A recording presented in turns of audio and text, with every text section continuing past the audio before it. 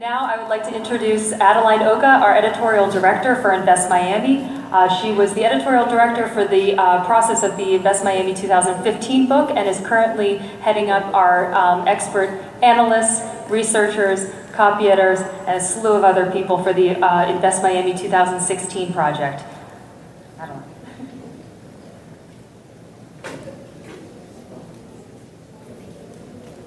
Good afternoon.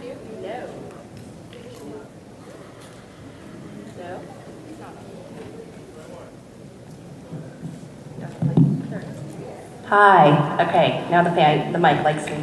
Good afternoon, everyone. Thank you so much for spending your Friday afternoon here with us at the Miami New Construction Show. My name is Adeline Oka, as Abby mentioned, and we are incredibly privileged today to be seated beside four of the most brilliant minds in real estate development in this South Florida market.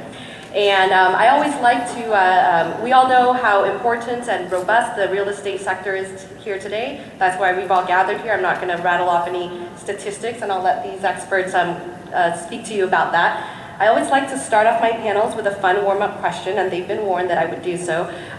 So I will be asking the panelists today, these well-traveled, very renowned, very distinguished gentlemen, I will be asking them today, which global city does Miami, reminds them the most of Miami? Because as Abby mentioned earlier, we've met with 200 top-level senior executives in this market, and every time we come in, we will hear something like, oh, Miami is the new Monaco, or Miami is like Dubai or Shanghai. So I'd like to have these developers think about a city that reminds them the most of Miami. And while they think about that, I will be introducing our panelists. To my left here, we have David Martin, who is the president and CEO of he's the president of Terra Group, my apologies. And Terra has projects all throughout Miami-Dade, including in Coconut Grove, Miami Beach, and Doral. To his right, we have Edgardo de Fortuna, who's the president and CEO of Fortune International Group. Fortune is working on a number of projects also in this market, including Jade Signature Condominium Towers in Sunny Isles and the Hyde Residences in Hollywood. To my right, we have Alan Ojeda, who is the president and CEO of Rilea, which is developing the Bond in Brickell. And Alan also serves on the board of the Miami Downtown Development Authority. And finally, we have Dan Kotze to the very right. He is the CEO of Royal Palm Companies. Dan has been active all throughout the Florida market, not just in South Florida, and he is presently working on Paramount World Center, which is the condo component of the massive mixed-use project Miami World Center, which is being developed in downtown Miami. So with that, I'd like to start with David.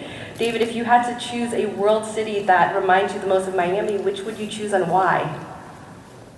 Well, I don't think there really is a city like Miami in the world, but if I had to choose one, I would choose LA. I think there's several reasons. One of them is the diversity that LA has, and also the population migration from Asia and Mexico. Also, because of some of its transit issues, it's a very spread out city, and I think Miami is as well. And it also has a certain soul and a certain spirit that I think is consistent with Miami. Thanks, David. I'm a bit partial to LA, being from there. and Edgardo, who just came back from LA, what are your thoughts on the world city that reminds you of Miami? Yeah, I kind of agree that LA has a very same vibe of Miami, especially the good-looking people. But the beauty of Miami is that it really doesn't really have anything similar. I think that we have some great things from many good cities in the world. We in South Beach we're a little bit like Saint-Tropez from the investment point of view, and we have something of Monaco. We have the cultural aspects of some of the more great cities in Europe. So we really have a great combination, plus of course the natural beauty and the weather. So I don't know if you can also compare with Dubai to some extent for the architecture and the growth that is happening in Miami. So it's unfair to compare it with anybody, but I think that we have the best of many of them. Thanks, Edgardo. And Alan? I love David and Edgardo. We've been friends for many years. I totally disagree with them. I don't like LA, I'm sorry. We have a beautiful city here. So I think diversity is what we have. I cannot compare it with any city. I agree with Edgardo. You can pinpoint certain aspects of certain cities, but the city is more than its elements. And I think Our strength is our originality.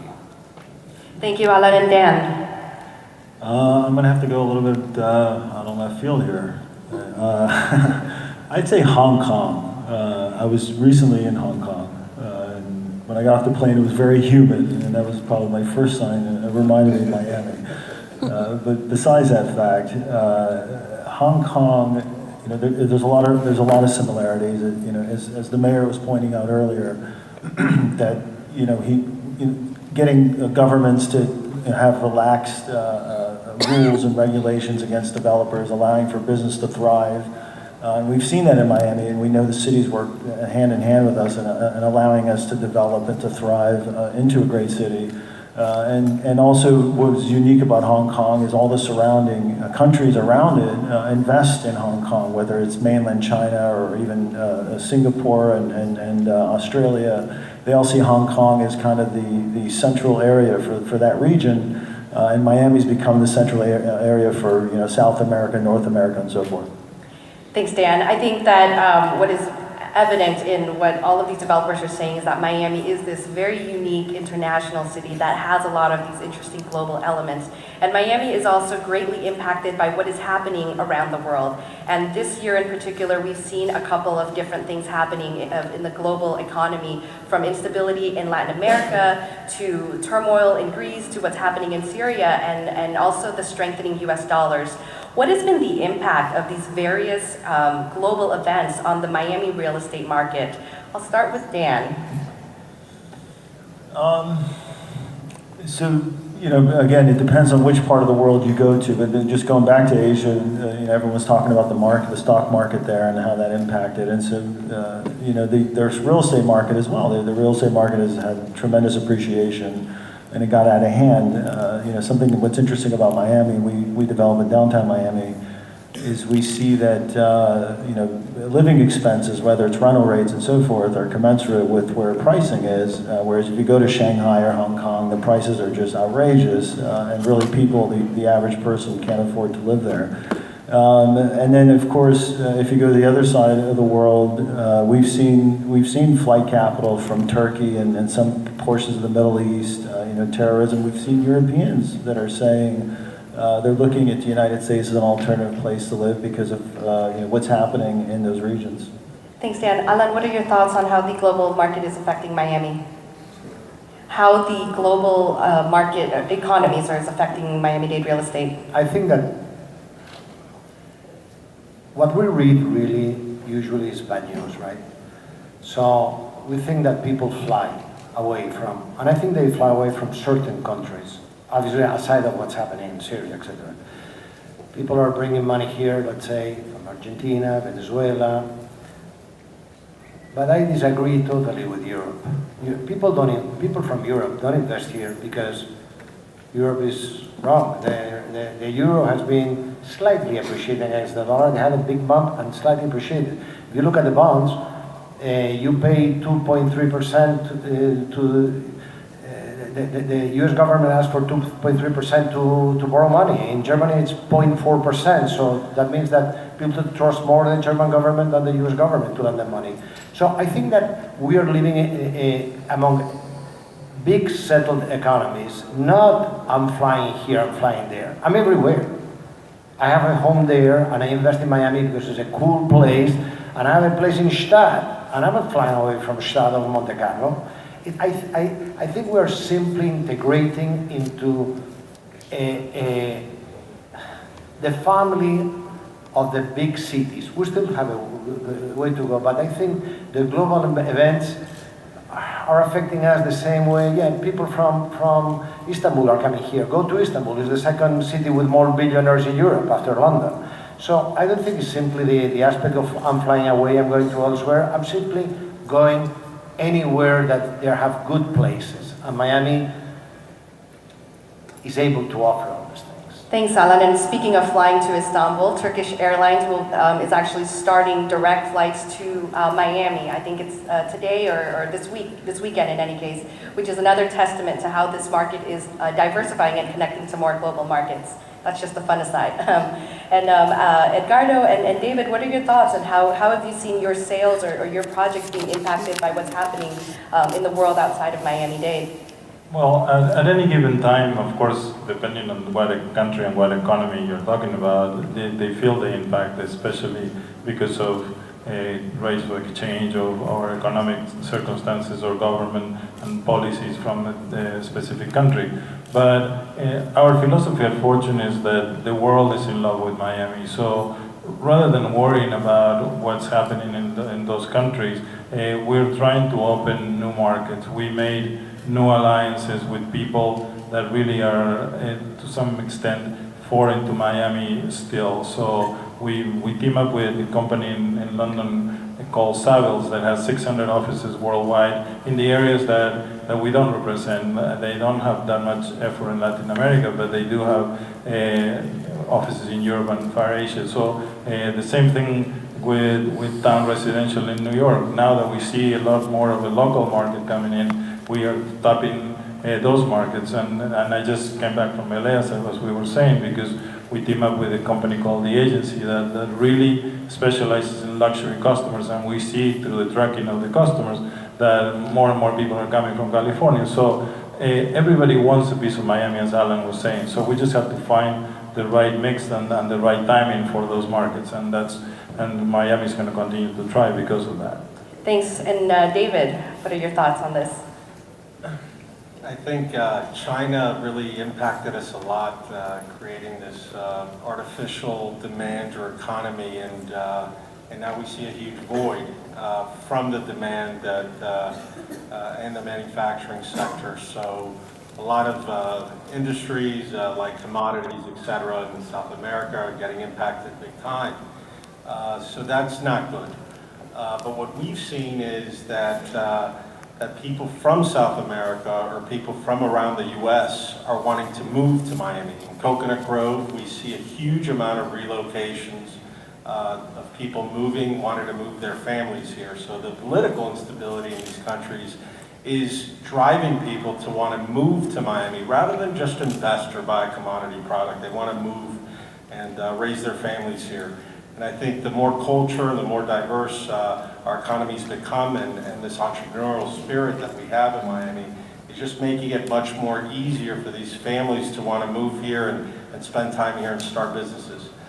So I do think that, overall the currency has impacted Miami, but I think the Miami's assets continue to evolve and grow, and so these assets are what's also driving the demand that we're seeing in Coconut Grove or in Weston or in Miami Beach with our projects. So it's a really special time, and I think more and more we're seeing buyers from Connecticut, DC, Boston, New York, and New Jersey. So it's really an exciting time that Miami finally not only is an international city, but now is being respected as a national city for a lot of these people. And I think one of those assets that you speak of are the buildings that exist in this market. It's undoubtable. It's hard to argue with the fact that Miami has some of the most beautiful buildings in the world. And I'd like each of these developers to share a little bit on the building side, how they're incorporating innovation and cutting-edge design into their buildings, because I do believe this is one of the most unique things that Miami does have to offer, in addition to the beautiful weather and the lifestyle and the capital. Dan, could you tell us a little bit about Paramount World Center and how that's incorporating innovation and the significance of that project? Well, from a design standpoint, it's the signature tower of Miami World Center, and so we wanted it to really have significance on the Miami skyline. And we hired great architects, great designers to give it that level of significance. But one of the things that we've seen a lot of this in this cycle especially is besides design, these buildings are very well amenitized, and so we had an opportunity to do fantastic amenities in this project. We're right on top of a mall. The mall itself is a great amenity, and on top of that, we have 6 acres of amenity deck, and so we had the opportunity. Typically, in an urban environment, you have very little space to do outdoor spaces and everything else, and so we had the opportunity to do these great outdoor spaces. Actually, it was so large that we we put a soccer field, tennis courts, an entire sports club up there. And so, in comparative to the past, I think really and again, you're asking innovation, but one of the things I think a big item was adding new amenities and different amenities that we've seen in the past. Thanks, Dan. And Alan is not only a genius at creating residential condominiums, but he's also incredibly experienced in commercial buildings as well. And in particular, he developed the 1450 Brickell building, which is innovative in its own right. Alan, can you share with us a little bit about how that building is innovative and reflects the innovative design in this market? I'm not a genius in anything, okay? All of us were talking about residential, and I think these three gentlemen have way much more experience than me in that. I developed an office building called 1450 Brickell across the street from Four Seasons. And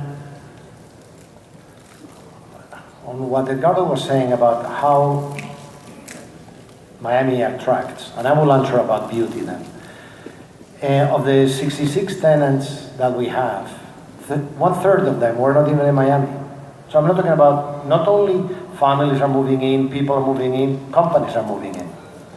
And these people are coming from New York, from Colombia, from Vienna, from Mexico, from Zurich, from different industries, fashion, mining. So a lot of people that criticize Miami said, yeah, but you don't have big companies. I said, fine, we don't have big companies. But you know what? More and more, less and less, US companies cannot afford not being in Miami. So they open a small shop and suddenly they start to expand it because they discover that they are making a ton of money. So the beauty of Miami is that. Now, answering about the beauty of buildings, and I think the four of us, we're developers, we're builders, but I think we're artisans of buildings. And a building is not only it's like a person. It's not only the outside beauty, it's the inside beauty. It's how the building behaves. For example, in 1450, that still today is the strongest glass building in the United States, vis-a-vis hurricanes. The technology, aside of the beauty, because beauty is something that is elusive, right? But technology, we can measure electricity in 6,000 points in real time. We have a bunch of things that make beauty a metric thing, not only the beauty of a beautiful shape that all these gentlemen produce, and I try to, but also is how a building behaves. And when you live in a building, you live inside out, not outside in. So you have to also think, and I think we are creating buildings, and I hope we are creating buildings that are beautiful inside to make a pleasant experience to live or to work. Thanks, Alan. Edgardo, you are also working on some incredible projects. Can you share with us a little bit how you're integrating innovation into the projects you're developing? Sure, it's really great to be able to work with these brilliant minds. I mean, we not only have a great product, but we learn a lot during the process. They don't just look at the building and figure out what the exterior should look like. They start from the basics, from sun studies to make sure that the sun, because most of the buildings, especially buildings on the beach, your own building sometimes creates a shadow that makes the pool and the areas unusable after 1 o'clock. So, for instance, working with Herzog and de Moron, they came up with two brilliant ideas. One was to put the parking underground, underwater. I mean, I think it's when they first told me that they wanted to go 40 feet under the water table, I almost fell off my chair. But it's such a big difference because that makes everything work in the building. The integration between the pool, the beach, the restaurants, and all the amenities makes such a difference in the lifestyle of the customer that eventually we cave in and said, okay, it's cost a lot more money, but the people are going to recognize it. The same thing with making it more efficient from the energy point of view and the attention to detail that those people bring are really spectacular and make the projects and makes Miami as a whole much more attractive to a bigger audience of people and makes Miami be in on top of what the major cities in the US and in the world are doing. Miami is still a great value in comparative terms, even though prices have increased, we still have very, very much